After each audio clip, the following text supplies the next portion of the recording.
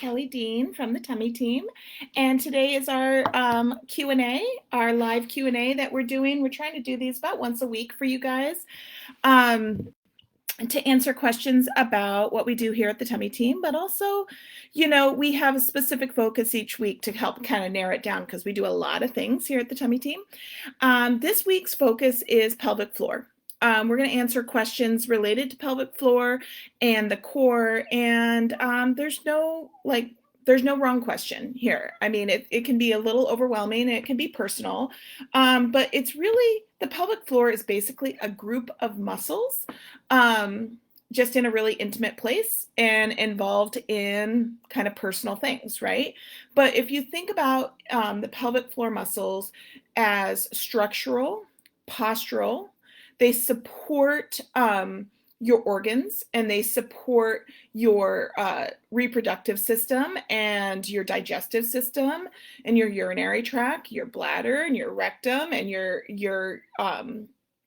uterus and your vaginal canal. And I'm specifically talking about pelvic floor with women today, but we do address some pelvic floor issues with men, but I feel like that's a whole nother topic. And if somebody asks a question about that, we can talk about that. But most of the questions came in this week from women. And so it's going to be mostly related to female pelvic floor questions. So I have a list of questions here that I'm going to go through, but if you have questions as we're going, please feel free to share them, and we will, I'll do my best to answer what I can, okay?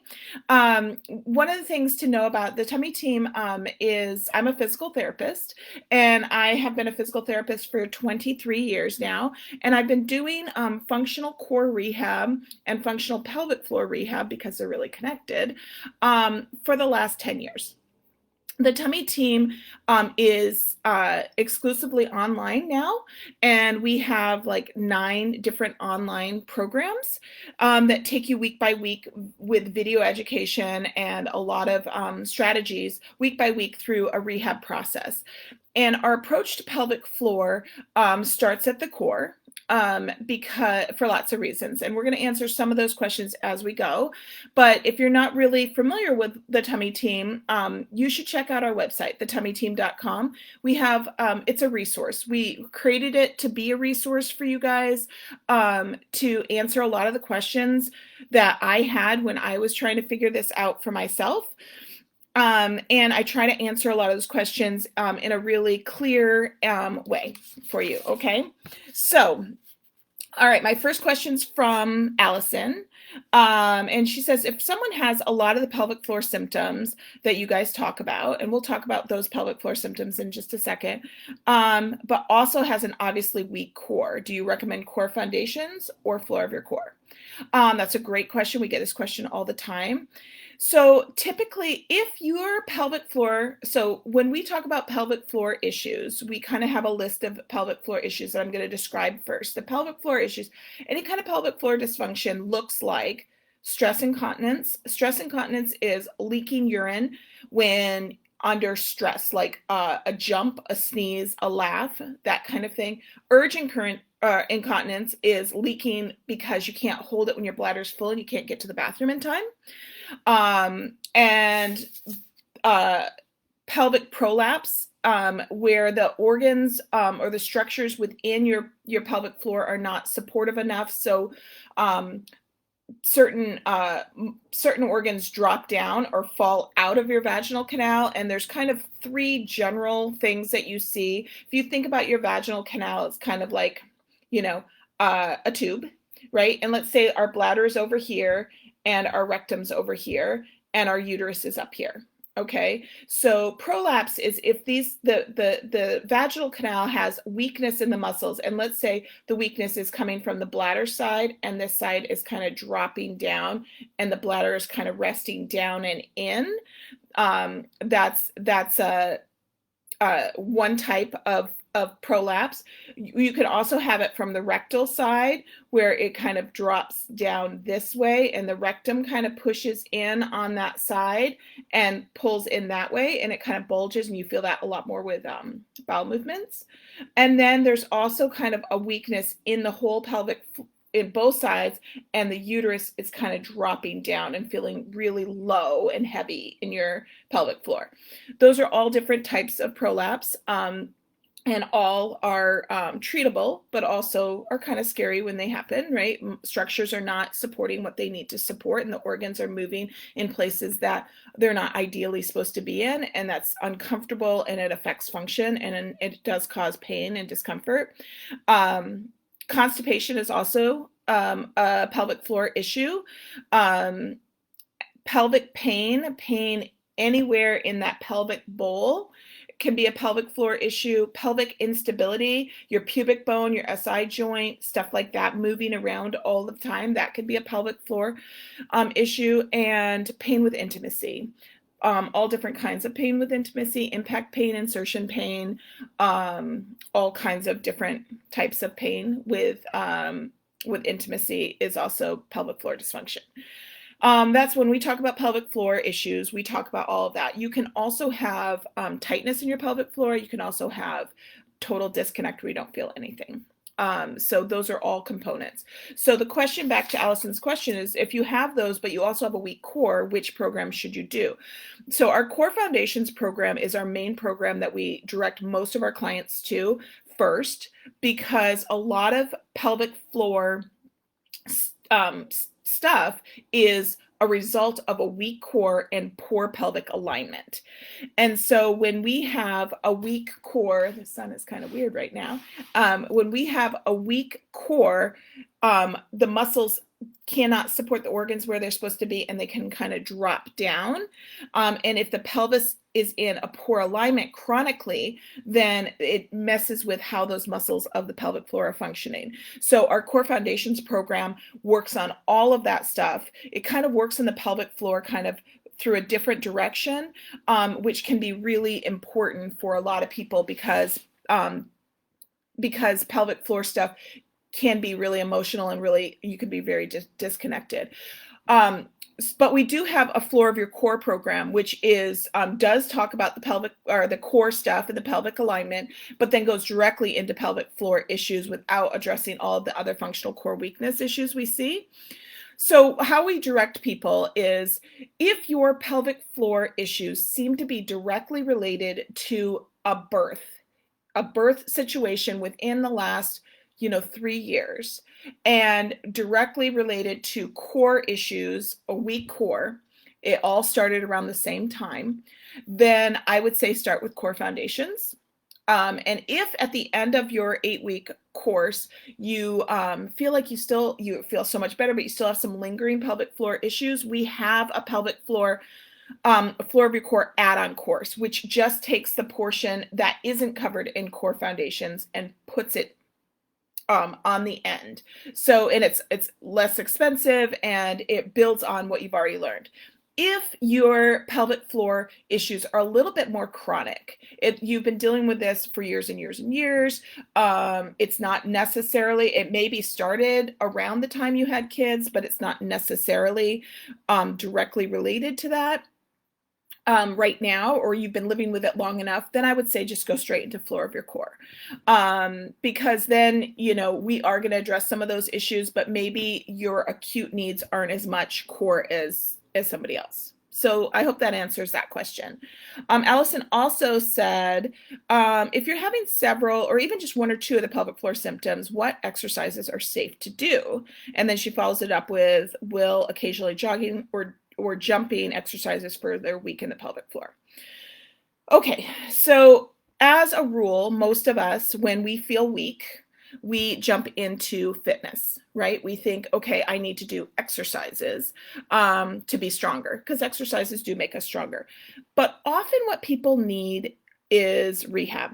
Often what you need is a muscle, reconnecting to muscles that you're disconnected from, and changing of postural alignment and retraining the connection between your core and pelvic floor for functional movement, and then for challenges like lifting your kids or lifting weights and stuff like that. So my first thing would be, if you're having any of these symptoms, don't wait until they're severe. Don't wait until you have all the symptoms.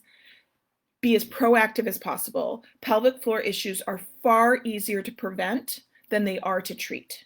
Okay, so prevention, like there's that saying, a pinch of prevention is like a pound of treatment later. And that is very much true. So as soon as your body starts telling you, and that's what it's doing when it's your body's communicating to you. Pain is a form of communication. Leakage is a form of communication. Prolapse is a form of communication. Your body is saying, hey, I'm not quite strong enough to do the things I need to do. And the sooner you can respond to that, the better. And so I would say you want to start with upright core rehab and pelvic alignment stuff first to get connected to the right muscles. We do a version of Kegels in our approach, but it is just a point to connect to muscles that people cannot connect to. It is not the basis of our whole program. We are much more into the functional use of the muscles, which we believe are really how you walk, move, lift, and move around. So if you think about in terms that your pelvic floor should be here's your pubic bone, here's your tailbone. We want your pelvic floor to be like a trampoline that kind of bounces back, not a hammock that kind of sags down. And so if you're in poor alignment, like sitting on your tailbone all the time and kind of pressing down, your core is pressing down, then all of that stuff, or all of the organs, can be pressing down into this. And then doing Kegels in that position is making more of the issue. It's almost like Kegels done incorrectly in a poor alignment. It's almost like what we say crunches do to a diastasis. So we want you to work on this elongating and getting this resiliency of that pelvic floor so it bounces back.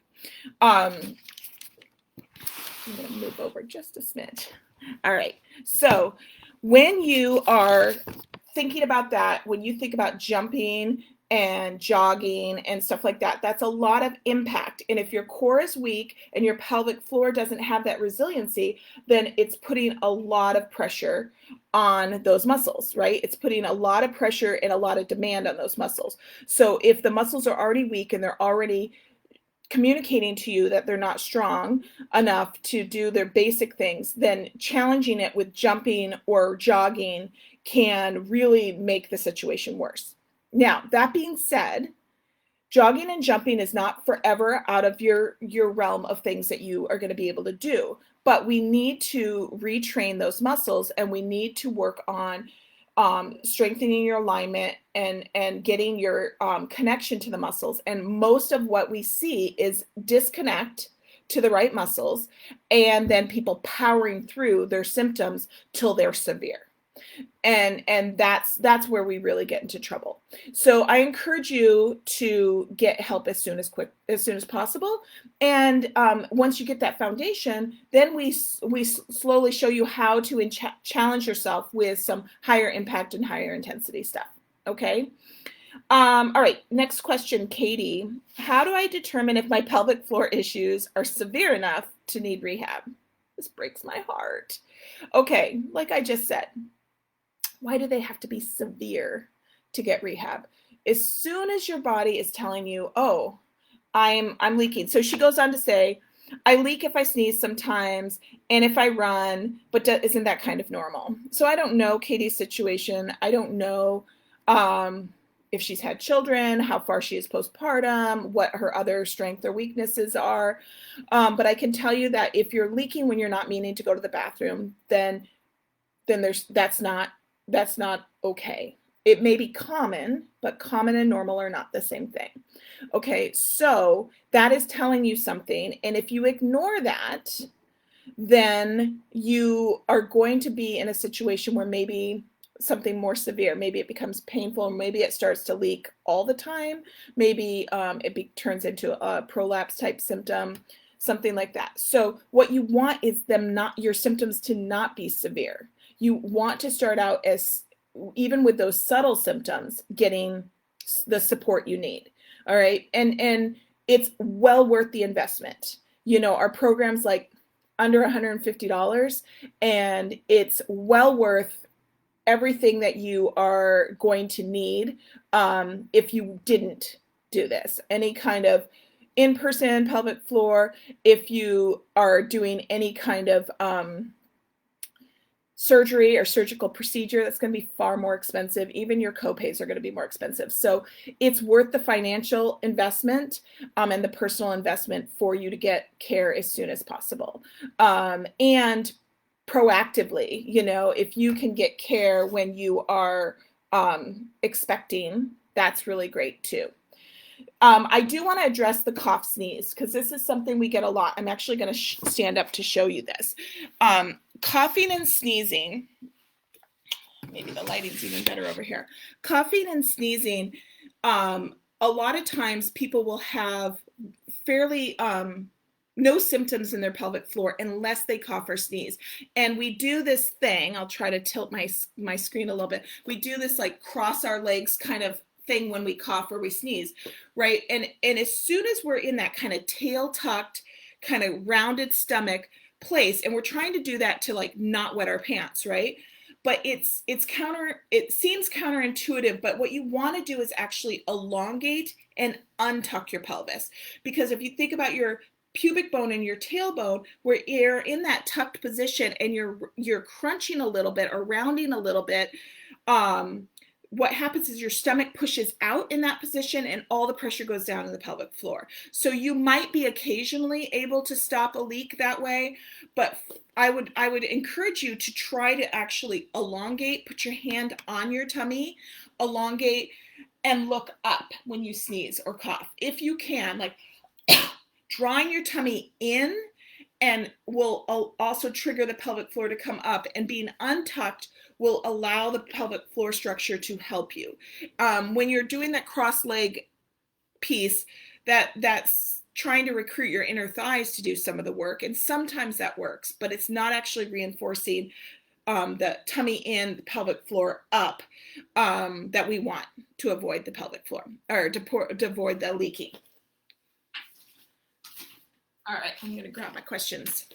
All right, so I hope that answers some of your question. Okay.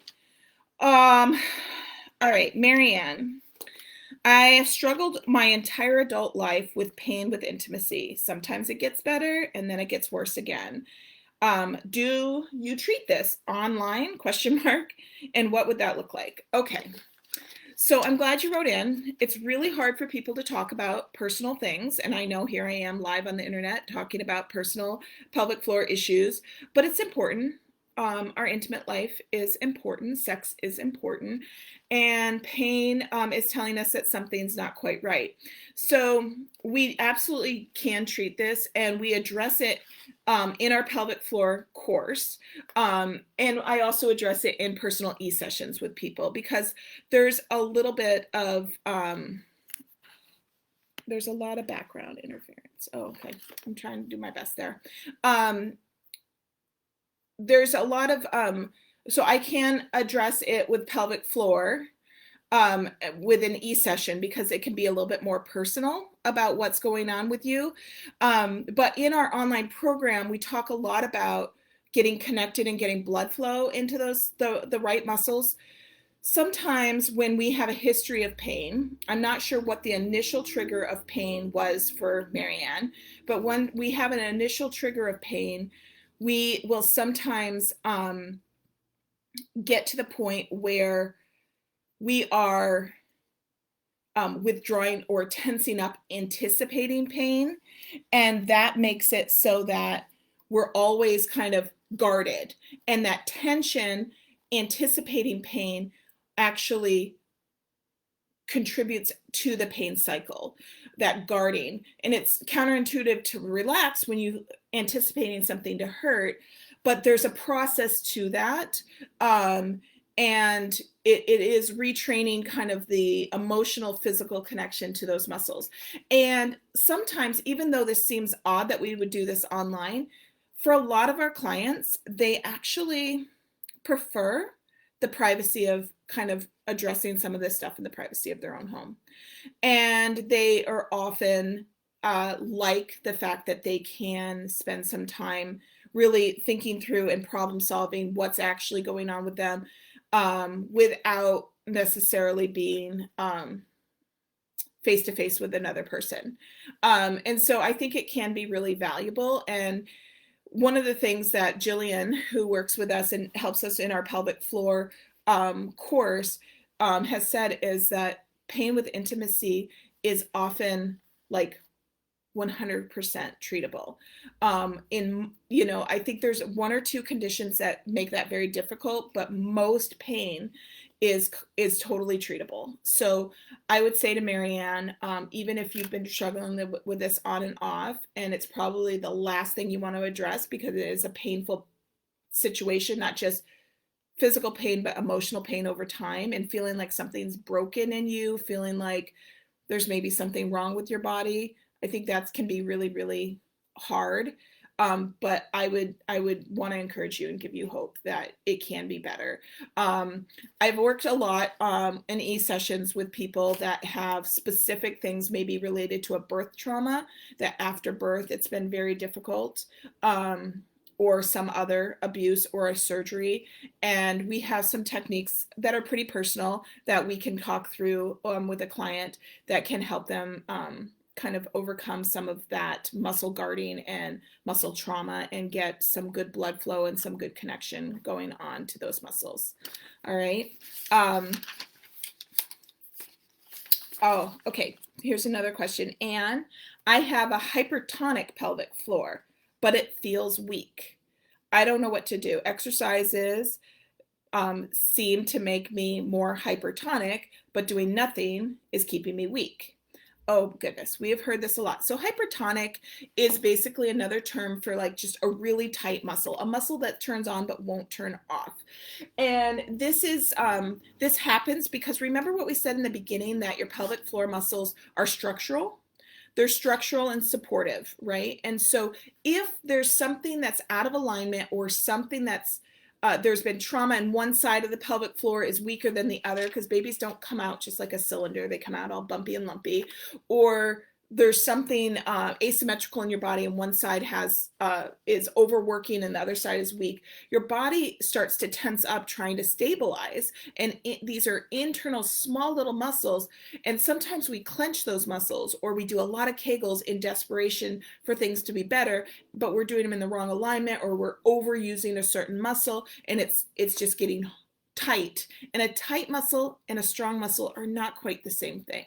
Okay, tight muscles don't always add up to being strong muscles, because there needs to be a contract and relax component to a muscle where it contracts just the amount that's needed, not over contracting every time you use it, and it also relaxes when you need it.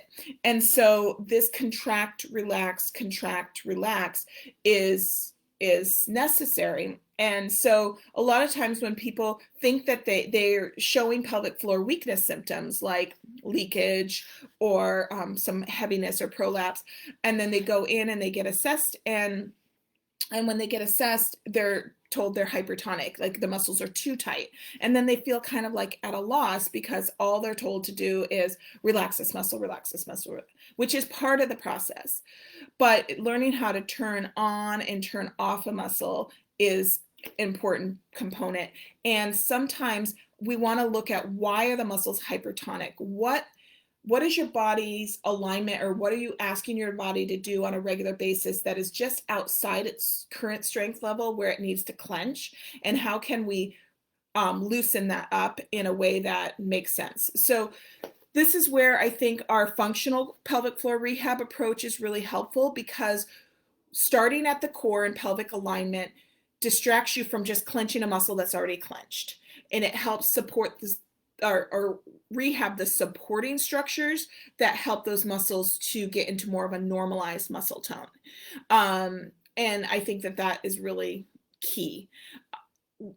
Anytime you have a habit or a tendency or a strategy that over tightens a muscle, like it could be like a jaw muscle, it could be like your neck muscle, you're always hold your tension here, right? your brain is recruiting that pattern over and over. And what we need to do is kind of retrain your body to recruit a different pattern and release those muscles at the same time.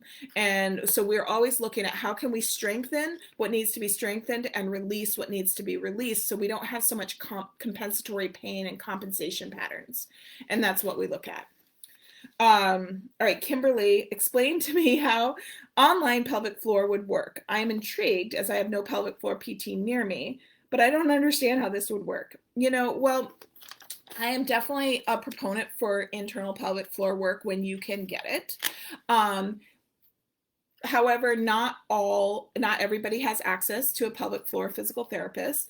As well, sometimes pelvic floor physical therapists are not doing functional pelvic floor. They might do some structural work, and that can be very, very valuable, but they might miss the component of how to translate that work that they do laying on a table into how you're walking, how you're standing, how you're carrying your kids, how you're doing the dishes, how you're doing functional things upright. And our approach is very upright. And the way that online pelvic floor works is about training you what your body is communicating and how to respond to it. Okay, so you can absolutely do that online, where we take you through optimal alignment for your core and your pelvic floor, connection to your core, connection to your pelvic floor, and then how we're using those muscles together through stuff. And we address specific things that people don't realize are actually causing a big part of the problem. Prevention, like I said, prevention is a huge component here. Constipation, unchecked chronic constipation is a huge component to pelvic floor, especially prolapse issues.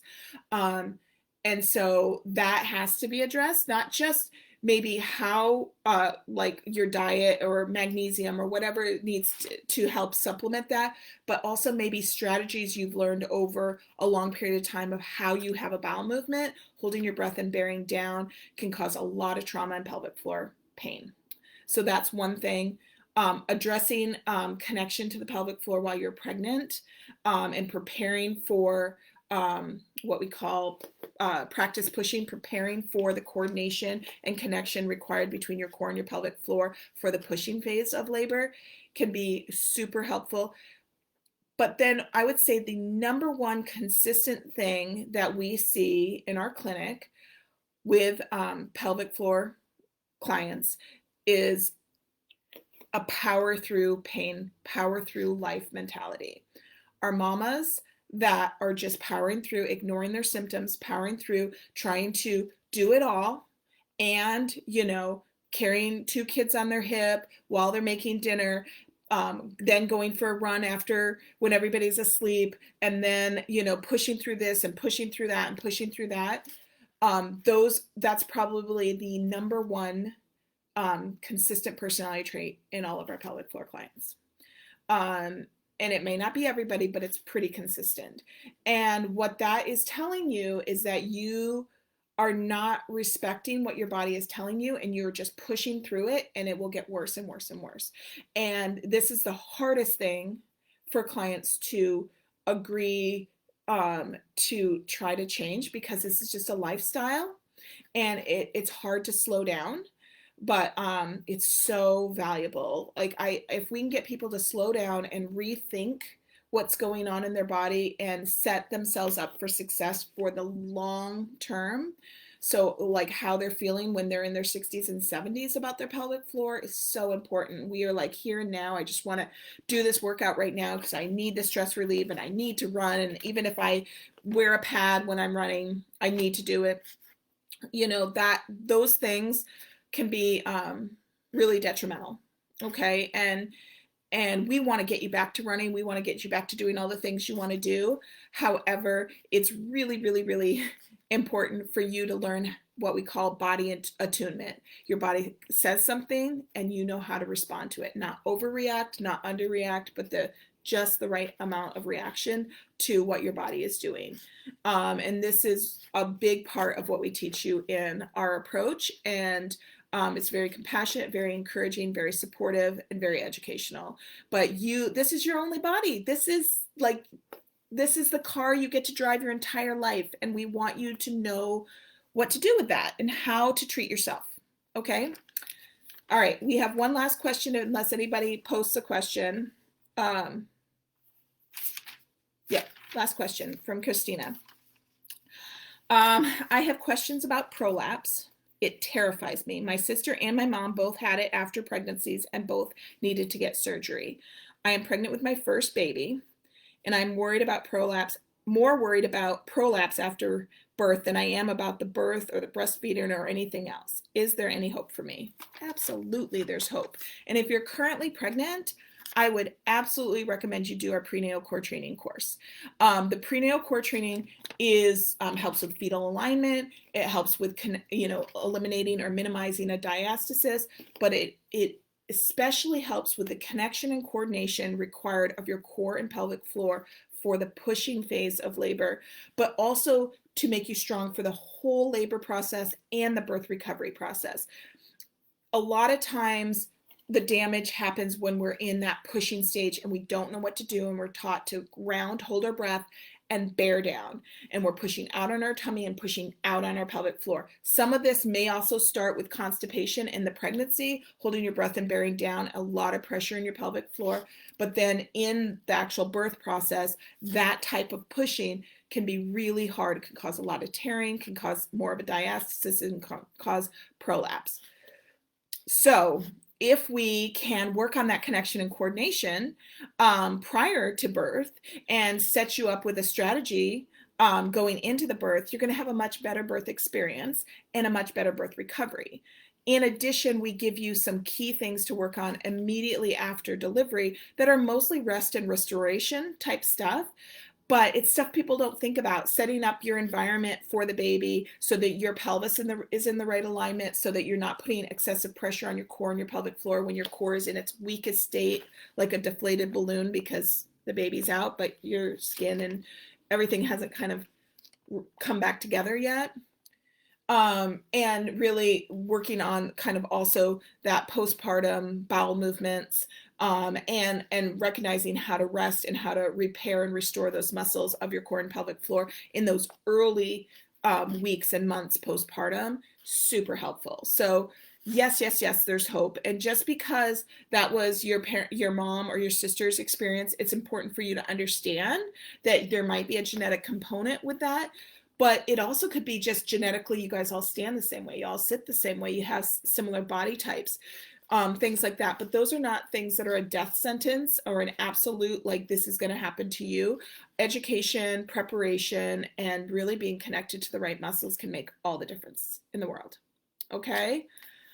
All right, so I hope that answered, those are all the questions I have. I hope that answered a bunch of questions today, and we're doing these like once a week, different topics.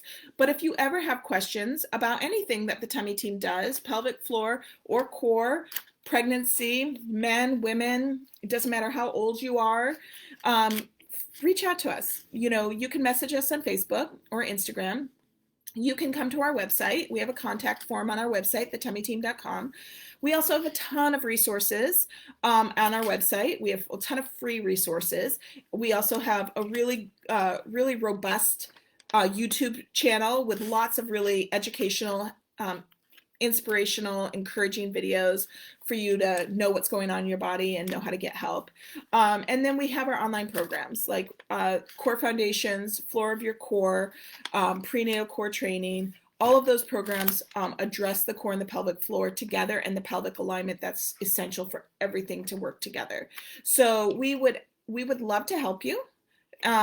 We really have been encouraged by you guys' questions and the trust that you put in us to answer those questions. And so we'd love to help you more. So just let us know, and I appreciate it, and we'll see you next week. Okay? Thanks.